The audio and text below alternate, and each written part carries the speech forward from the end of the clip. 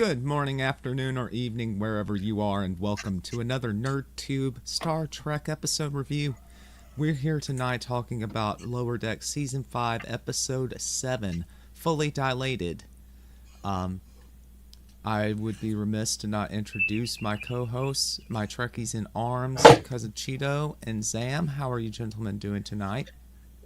Fine, thanks, and I would like to wish you guys a belated Thanksgiving. Well, thank you. Thank you. Happy Black Capitalism Day, baby. Oh yeah, That sounded really bad, but it was supposed to be a mix of Black Friday and Friday and capitalism. capitalism. Yeah. Yeah, I picked up what you were putting down. So, yeah, we're going to talk about this week's episode where the closing of a fissure somehow ends up with our contingent, half of them, the females, stuck on a planet for a year that has experiences time dilation. Meanwhile, Rutherford and Boimler find themselves in a sticky situation trying to fix the problem and rescue the girls. We'll start with some overall thoughts and then we'll just break it down. Cheeto, what were your overall impressions of this week's episode? I thought this episode was really great. It's a very Times Arrow / blink of an eye from Voyager, but kind of meshed into one. But I really enjoyed it. Brent Spiner coming back was great. I thought the interaction. that was him, yeah. That was him, Mhm. yes. Okay, just making sure. I don't think if Brent Spiner wasn't going to come back to do it, I don't think they would have done it. I think they would have done something different. Like I think with Lower Decks, I think they're like, unless we get the actual person coming back to cameo, we're not doing it. So, but yeah, I know, very good episode. I thought this was a very classic Lower Decks episode. I had one gripe with it we'll get into, but it's more of a nitpick than a gripe, really. But yeah. Excellent. Zam, your thoughts? Similar to Cheetos, I like this episode.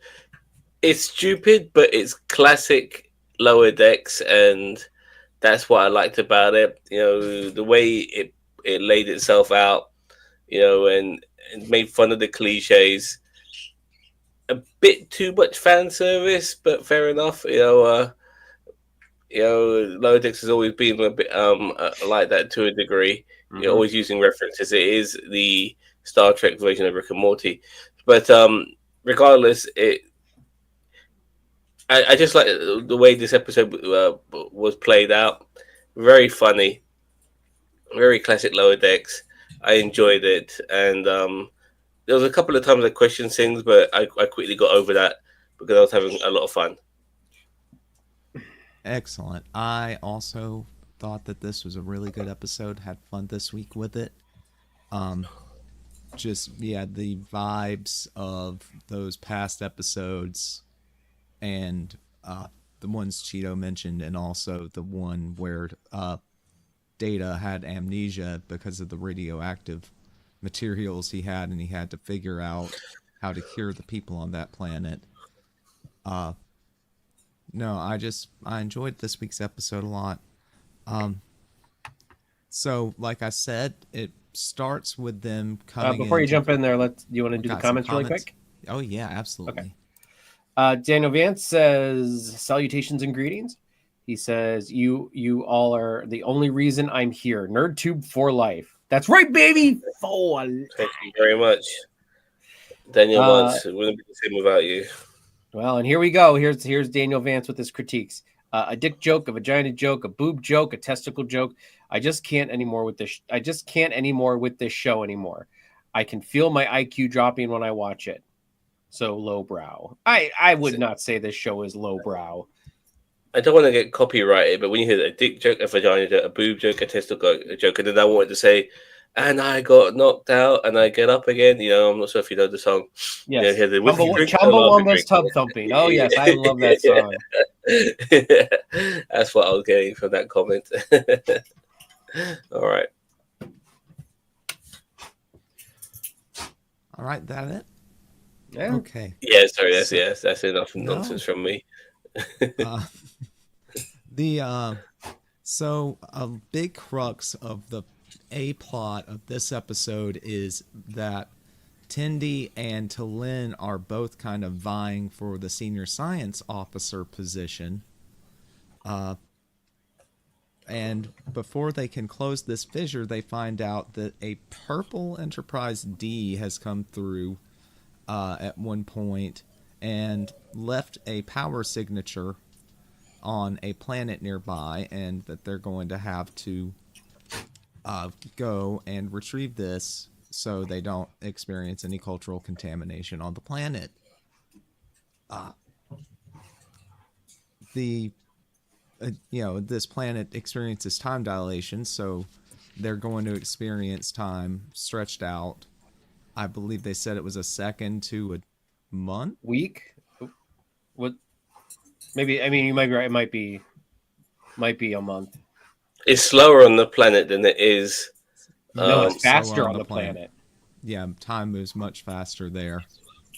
So So that's why the entire time that they were like trying to fix the console, which was technically only like 2 minutes, I think, lasted a year down on the planet.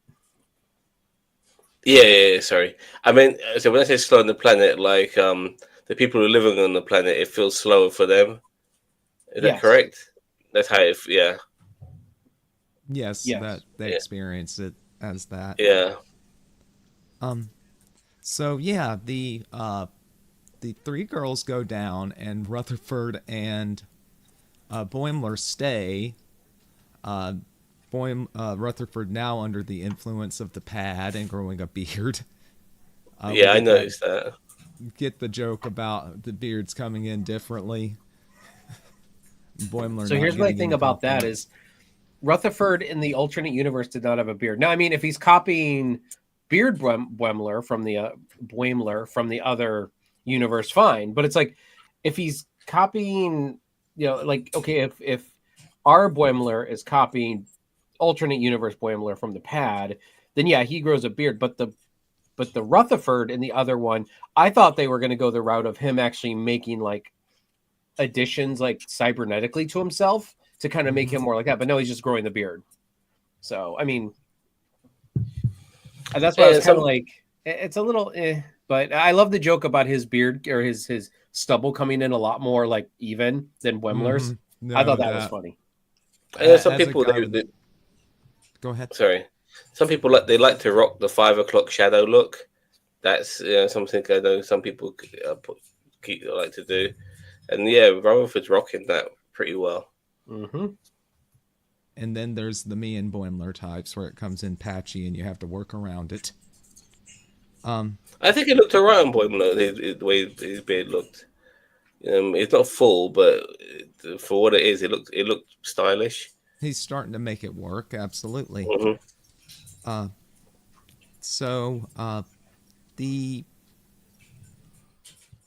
We end up with Tindy trying to outdo Talin by working after they get stuck and realize the guys aren't going to be beaming them out anytime soon.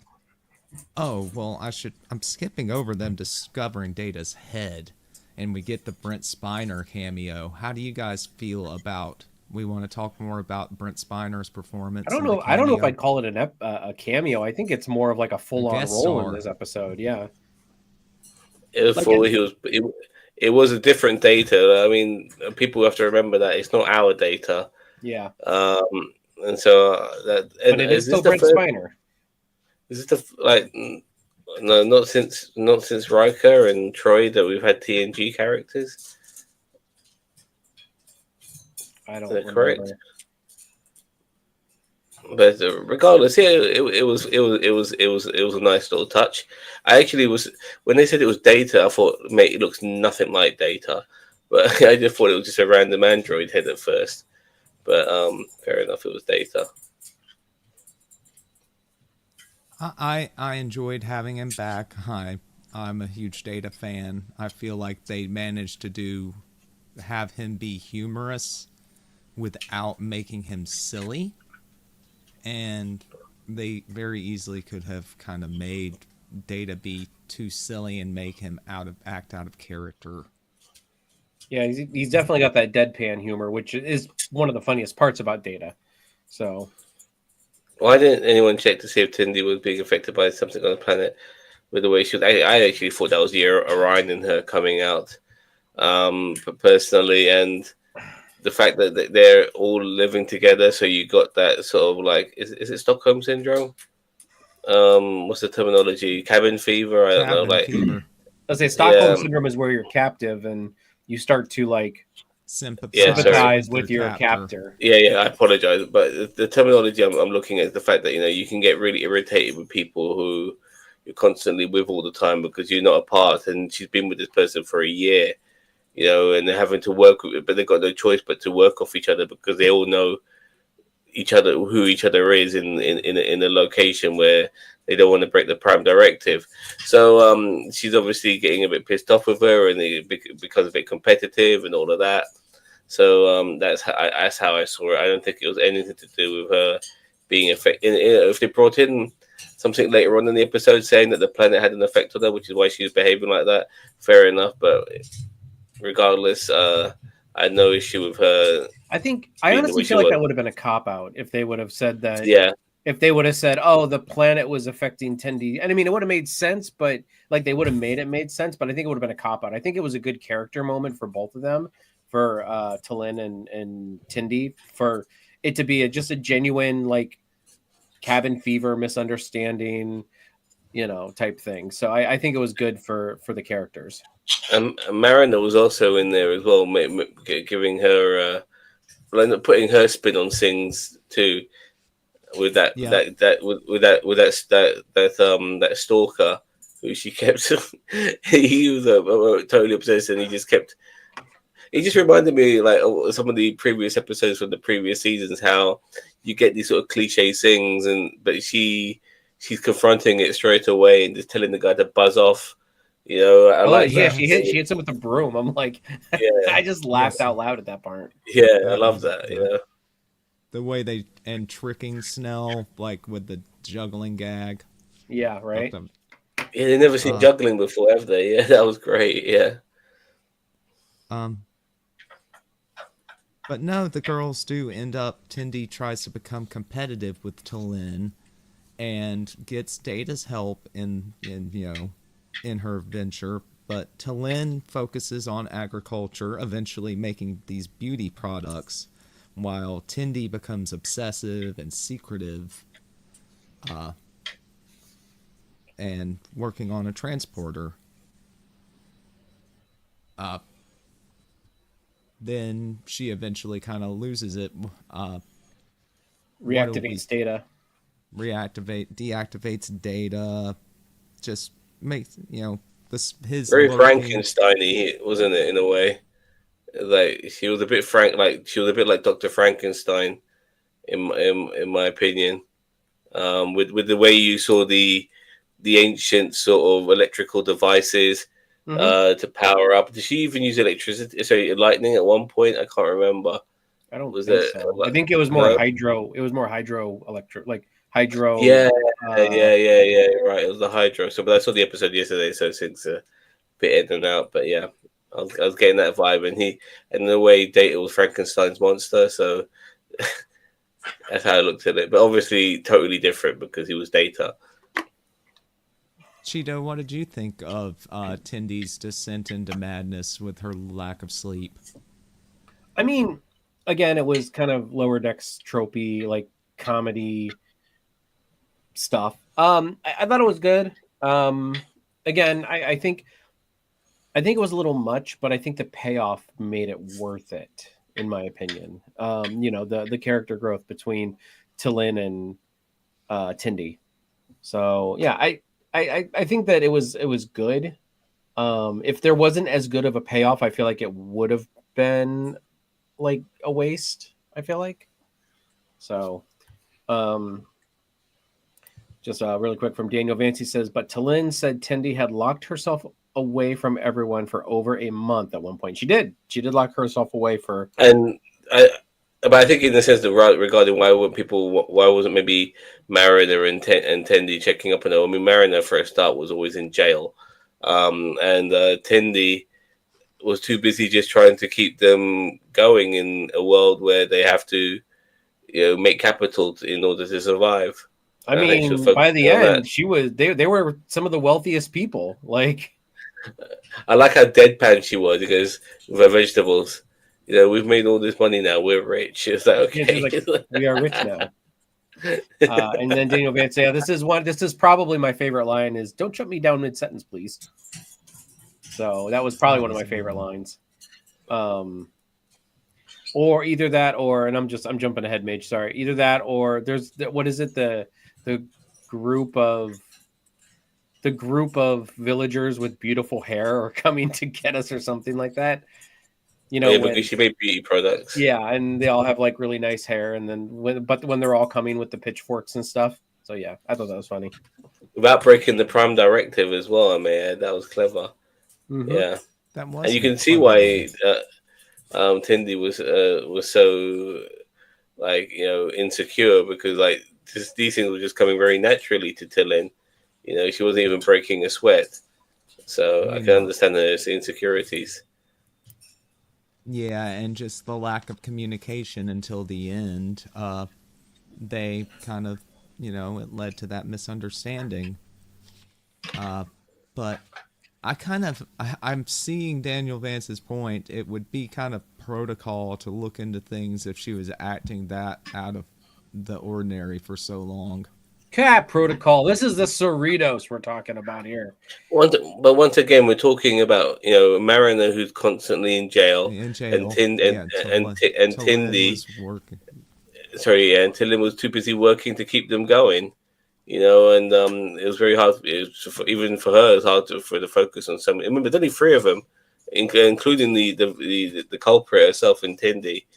Did So did anyone get the vibe that Talin might be staying at the end, kind of like Carbon Creek? I I mean, I did it at got least Carbon cross your Creek mind? Because it vibes. crossed my mind. It didn't cross my mind, but it gave me Carbon Creek vibes for sure. And lulled very hard when they made just the explicit reference to Oh that yeah, episode. definitely. But yeah, I When really, I was like, I'm sitting there going, is Talin gonna stay? Like, because like the way that she was like building her business and everything, like it would just have been really funny if she was just like, I've decided that I'm going to stay. well, she could have gone a long time ago, considering we were reminded of her situation that she was kind of put there as was it punishment? Mm-hmm. Why she She was was yeah, exiled to she was exiled to yeah. Starfleet, which is funny because exiled to It's a, Starfleet. It's like really like that's a punishment. Okay, well, And you know what? A lot of Vulcans do get exiled to Starfleet. We saw it. I think we've seen it in Enterprise and stuff like that with Paul and all of that. And then they realize, you know what? I like being the only Vulcan in the village. It's nice, so I don't want to go. yep. They like being the smartest people in the room. Or the ones with their emotions in check. But the Talin and Tendi eventually, while they're tied up after Snell's lurking pays off, they work through kind of the personal issues, the misunderstanding. Uh, Talin, tells her that she was just trying to get their relationship back to normal, basically. Uh, Cheeto, I know you said you enjoyed that payoff. Do you have any other thoughts to elaborate on that scene in particular? I mean, it was nice because it was a good payoff. They didn't linger on it too much. Like it was just like when Tindy finally realized what was going on, she's like, "Oh, okay, let's get out of here." Like it was not like they didn't linger on it and they didn't explain it like 12,000 ways, and they got over it, they talked about it, they moved on. So I kind of enjoyed that, the fact that they didn't waste time. Like sometimes I think character development needs to be implied, not explained. Show don't tell rule. Yeah, show don't tell. Sam, do you have any thoughts about that scene? No, it kind of like it's something I was expecting. To tell you the truth, it was very tindy, wasn't it? So Yeah, um, it's it wasn't a biggie for me. If anything, I'm too busy thinking about things like with Mariner, like her poking the guy in the eye with a tentacle, and that and gets her like 2 months in jail. yeah, Yep. and the way she's like the way she's like trying to custom, to acclimatize herself with with society, and she's fucking up all the time, and she ends up putting out the fire and stuff like Yeah, that. yeah, she Yeah, thinks she's saving the day and puts out their eternal flame. They're and she ends up getting what she wants, but not realizing by finding solace with other prisoners, and that becomes her like extended family. And I just like the yeah. moment where like, she hugs the guy and realizes, I'm here for murder, and she's like, She's like, yeah, yeah, let's not mention that. yeah, it's brilliant. Brilliant. I love the fact that we were getting Snork vibes. You guys remember the cartoon Snorks? Yep, I Yep. do. That's the Just first thing I barely. thought when I saw this race. Like, although instead of just the one thing, they had like the two. I was like, they Snorks? Like what? Even the color's kind of similar. Look, I'll tell you what my issue with this episode was. Okay, was the fact it was the B plot, which is I guess Rutherford and Boimler. Yeah, I mean, like eh. but no, but there's a particular reason to my issue. Is like that particular control console wasn't able to work regarding the transporter, but they covered it in bloody uh carbonara sauce or what the fuck it was. Yeah. But I've seen with Star Trek that you don't need to use that particular console to activate the. Mhm. You can immediately beep into somebody else anywhere in the ship, engineering or in the bridge, even. I I thought that mean, too. yeah, like the transporter room is only there as a way of saying, okay, we're going to transport from this is where we always transport, but theoretically, you can transport anywhere you want from the fucking ship, Well, yeah, to that's why I anywhere. was wondering why they didn't come up to the bridge and say, our console's compromised down here. We need you to beam the crew out. Yeah, exactly. I mean, I Yeah, guess they have to send the signal to, the signal for the necklace thing, but I still feel like they could have done any of that from the bridge, I feel like. well, I various just took consoles around the ship, in my opinion. I just took it as the boys were freaking out and not thinking, and if they were thinking anything, it was about getting in trouble and not getting in trouble and Well, not I getting mean, found out. they're taking their shirts off to wipe it off, and then they're licking that's kind of where one of my issues was, where I'm like, they're literally licking the console. I'm like, okay, like this is kind of Wouldn't dumb. Like even like for lower decks, like this is kind of dumb. wouldn't they have that serious issues with someone like Rutherford who's got electronical components in him as he's like as they're licking the thing and they're getting mini shocks. Like what the hell? Like, I don't know what that. yeah, That was, yeah, a rough C plot, if you even want to call it a C plot. yeah. Uh, But that that was it for me, really. Like that was my only issue. Um, yeah. Other than that, I had a good time with this episode. I really enjoyed the Mariner B plot.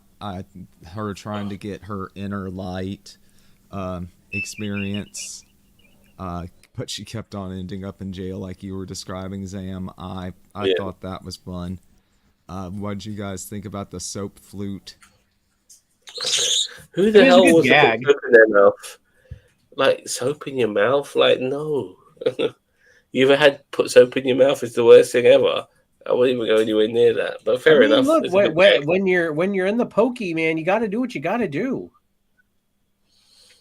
Yeah, I guess. Or maybe she had uh the doc cut off her, like solder off her taste buds so she could play her flute, because I she did was it for ex- Glenn's nose. I was expecting a little bit more of this sort of Salem era of regarding this particular planet, and we did kind of get that near the end. But I was expecting a little bit more of it throughout the episode. But I'm glad that wasn't necessarily the case. Not every alien planet has to represent something from something about Earth in every aspect. So I'm especially a glad bad that part of Earth. You know what I mean? Like it seems like any of these planets are, and I get it. Like every planet probably has their bad thing, but it's just like, yeah, like in Orville when they went to the planet where like basically Facebook or Twitch, or not Twitch, but Facebook or social like media, Instagram, yeah, social media ruled all with thumbs up and thumbs down. It's like I'm like, really, like I get it and I get the message you're sending, but I'm like, really, guys, really? Like we're judging whether people are going to die or not by thumbs up and thumbs down. Okay. I just didn't realize how you could not cheat by just having people constantly tapping thumbs up all the fucking time. But that's for another day. Who knows?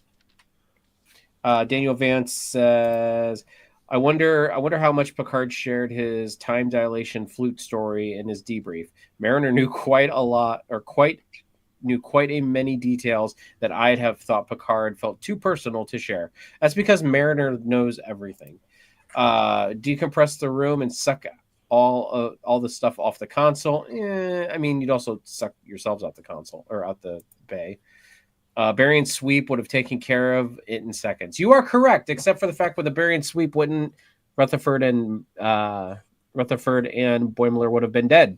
Because couldn't you just go computer beam back the away team? Couldn't that work as well? Like surely. But the gag would have been less funny. Okay, actually, fair enough. As I said, once they got to licking the console, I was kind of done with the gag. You know what I mean? Like that's when I was done with it. I'm like, okay, guys, this is much beyond the pale for you. Yeah, it was a bit. Just consoles all over the fucking. Why do they have to just stick with that one? Surely they could just use another. I just. It's an idiot plot for sure. Yeah. But if that's our only gripe, that's. I mean, I've got one more for the end of the episode, but I mean, once they get Mariner out of jail and manage to discredit Snell, they're finally able to sneak off the planet and get beamed up, and then we find out that Data they have his scene with Captain Freeman, and we find out at the end that they both got the senior science officer job. And there's my issue. That would never work. You have a hierarchy. It's anarchy. It's anarchy. It's the opposite of command structure. It makes no sense to me for a reason. Like what you can't have. You're not senior then. You're like you're co-leaders, co-executive producer, collaborative dumbasses is more like it. That when they did that, I was like, what? Like what? And you know me and about rank and everything like that. Why are lieutenant junior grades getting senior staff positions? Agreed. That seems again weird. Like that. This is my issue with that's why at the end of this is my big issue is, I've always said it about Harry Kim. Why is Harry Kim like the chief operations officer when he's a freaking ensign? And so I can't blame just Lower Decks for this because obviously Voyager's done it. I mean, it seemed like in TNG, it seemed like you had to be either lieutenant commander and above, or maybe lieutenant to be. Once again, they were limited. They were on their own in the Delta Quadrant. I've always said that. He was chief operations officer, but when they left DS9, really. Yeah. Oh my god. He didn't inherit that position. I take that back. I take it back then. I could see if it was there's nobody else. Everybody in his department's dead except Harry Kim. I'd have been like, all right, that makes sense. But it's no, he was chief operations officer out the gate, and that's why I'm like, why? He's an ensign. I don't care if you're a prodigy or not. You don't just walk. Maybe if Harry Kim had a famous father or something, or famous admiral mom or something like that. You don't want nepotism to come into play. Oh, nepotism! I mean, come on, look at Picard, season 3. That's nepotism right there. Well, yeah, I guess. But Yeah, I co-leaders and then making a lieutenant junior grade lead of the science department. Like I just that's the stuff about Star Trek that irritates me when they're like, we're giving this to a character because, well, they're a main character. It doesn't matter what rank they are or what. If you're going to do that, then make them like, as I said, Harry Kim should have came in as like a lieutenant or a lieutenant commander. Maybe the youngest lieutenant commander in history. You could have done that. But still, when they made Tilly first officer, like in yeah, well, Discovery. yeah, and that's another thing. I mean, but I had an issue with that too. Or if you remember when we were doing our reviews, I'm like, why is Tilly an ensign or a lieutenant or whatever she was at that point? And she's getting the first. Now I get it. Saru was like, oh well, we're in an unexplored area. It's not like Starfleet. It's not like there was like a hierarchy for Starfleet there. It's kind of like the Voyager thing. But like, still, it's like, Well, that's, I mean, sorry for tangenting here, but that's the issue of having a show where you got all this fucking bridge crew that you don't even fucking remember the names of, and you don't, and you don't have much interactions with, especially when you see Saru not hardly interacting with them. Surely there's a member of that bridge crew who would be much more suitable for being a first officer than somebody who's been working in engineering all the most of the time. So yeah. Anyway, that's for I guess another show. I guess talking about stuff like that. Well, and that's television. Like that's the thing you kind of have to hand wave off for television. You know what I mean? Like they have to do something with this character, so this is what we're doing. And again, the Tilly thing, the Harry Kim thing, now you know the Talin and Tindy thing.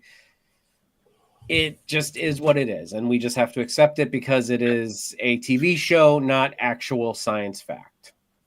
Yeah, it is not actual fiction. Sorry, Mage, didn't mean to hijack your whole thing. No, that's fine. That's actually just about all I had. So do we have any other final thoughts about the episode? Any other big gripes or big liked it moments? I think Brent Spiner coming back, I think he did an excellent job. Like, you know, I thought his performance was great too. Yeah, I really enjoyed hearing him again and doing that. And it's nice because every time we've seen Brent Spiner come back as Data or Lore or whatever the hell he is, he's just always old man Data at this point. Yeah, before, like, he's just old man Data at this point. And it's like, after Data died in season 1 of Picard, like officially died, I wanted it to be done. And like,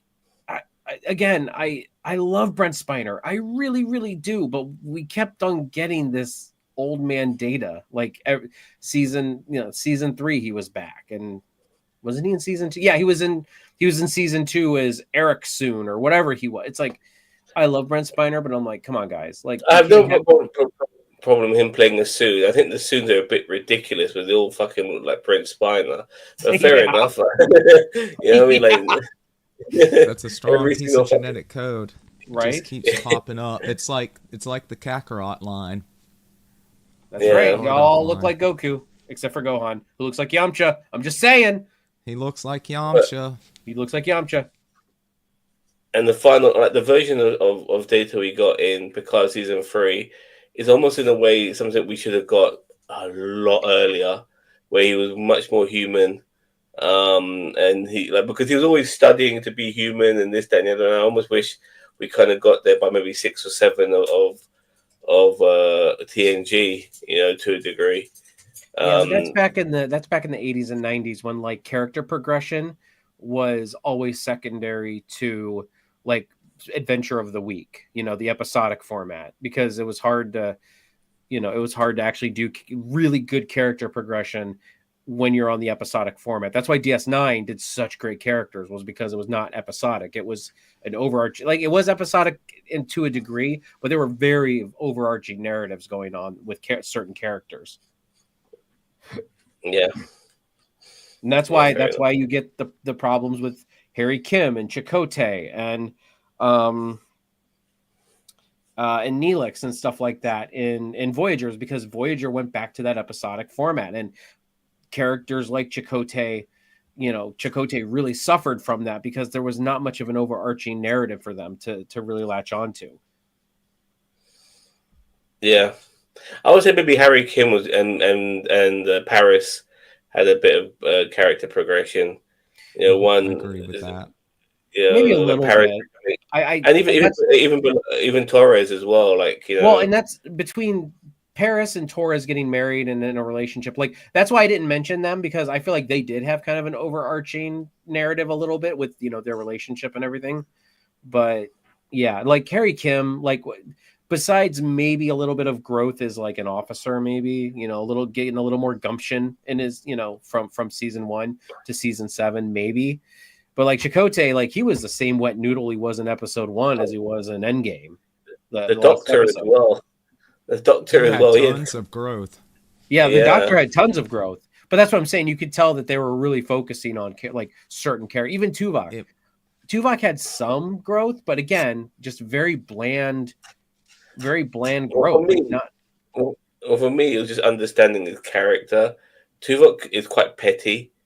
Which is what I noticed about him. I mean, don't get me wrong, he's loyal and he'll help you out or whatever, but there is a trait in him where he's a bit of an asshole and he's a bit petty. I never thought of Tuvok as petty, but now that you say that, it kind of makes sense. Yeah. So anyway, so our deep dive on Voyager will be coming out next week. No, I'm kidding. Like I see Mage's eye twitching.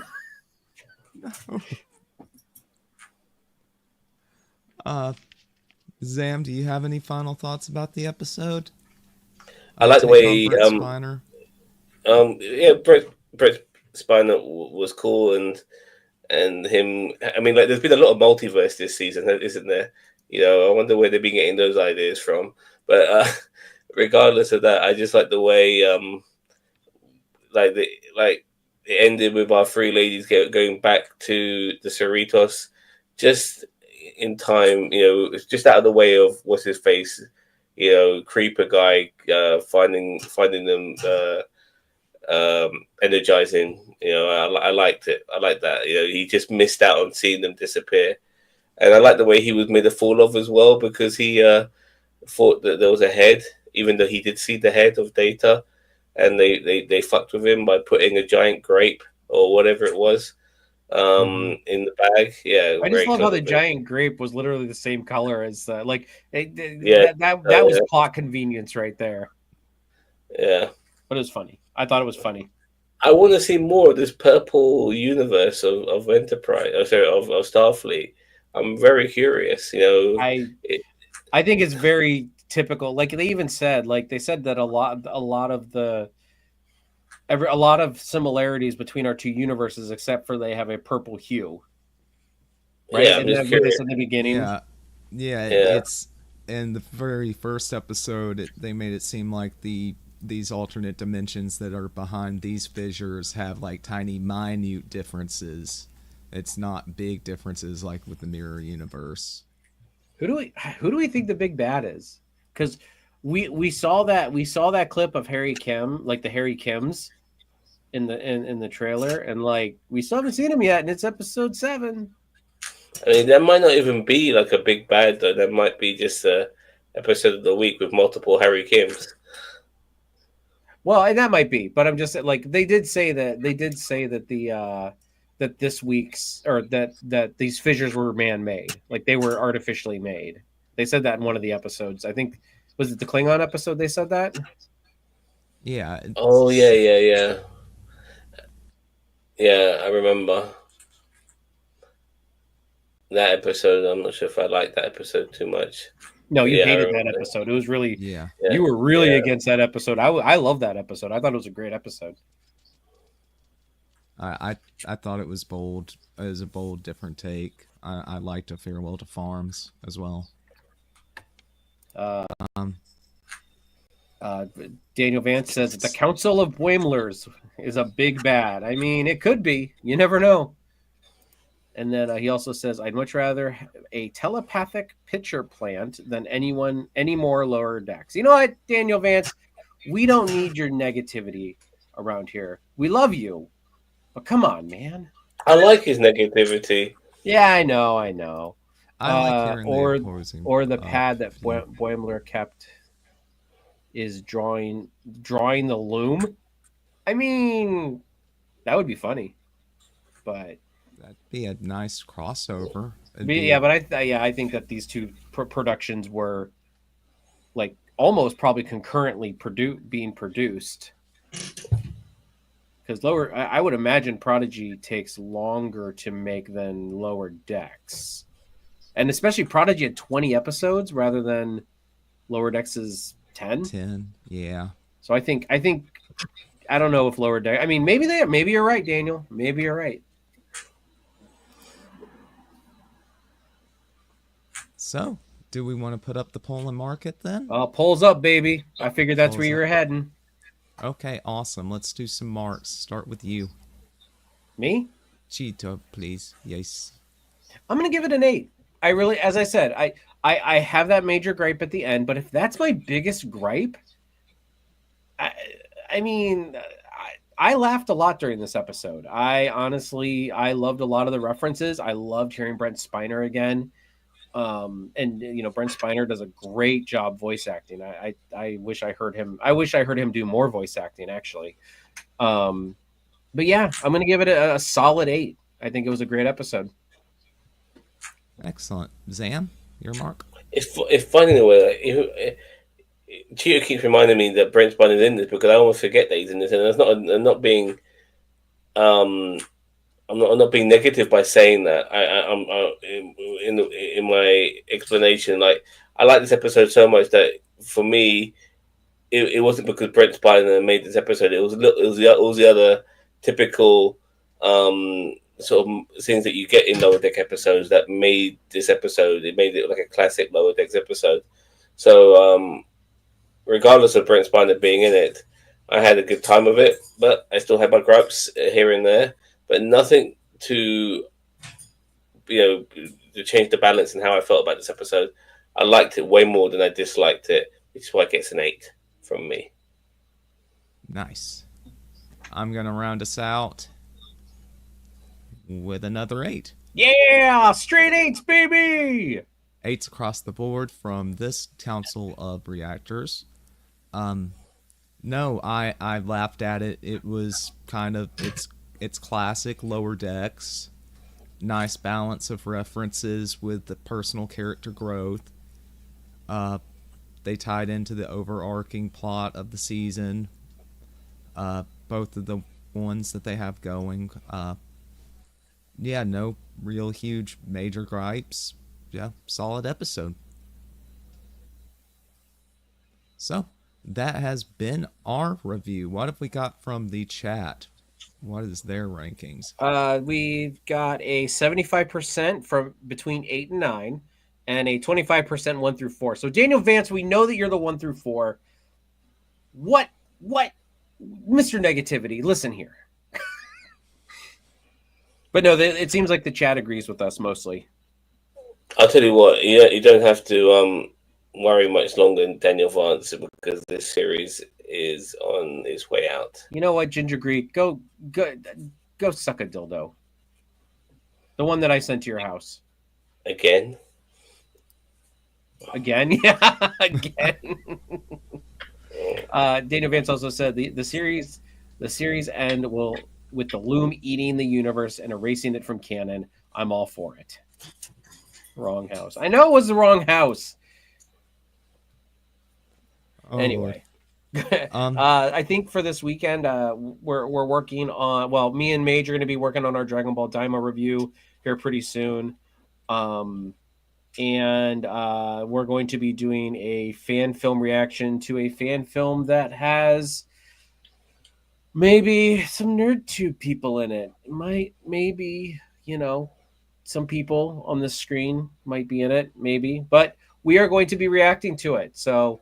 We have not watched it. We have not watched it at all. So this is going to be our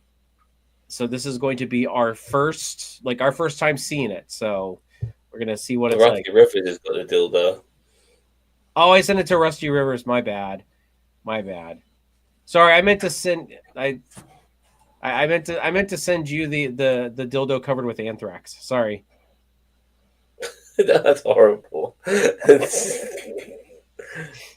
Yeah, well, Oh, and Xanta will be here Daniel Vance is asking the question we all have. maybe about 24 hours, I guess. It's midnight for me. So, December 1st, December 2nd, something along those lines. Not long until he's back. Oh my God. It's that time of year already. It is that time of Yeah, year already. Santa Claus will Wowza. be back, so yeah, That's a reason in and of itself to subscribe to NerdTube. That's But we've right. got other Rusty stuff Rivers has going yet to on. see Santa, has he? You haven't seen Santa. Santa's gonna blow your mind, man. Yeah. Xanta. Oh, this year's. I heard Xanta was on vacation somewhere different. So when Xanta comes in, he might be a teeny bit different than last year. He might unload his sack all over Rusty Rivers, That's and right. make up for lost time. So yeah, Nope, lots of good stuff here at NerdTube. So you your should best friend. definitely subscribe. Definitely like this video out. Share it out. Until next time, take care and thanks for watching. You've been watching NerdTube, the greatest social media channel that you maybe sort of kind of heard of. Live long and Bye prosper. bye. Bye bye.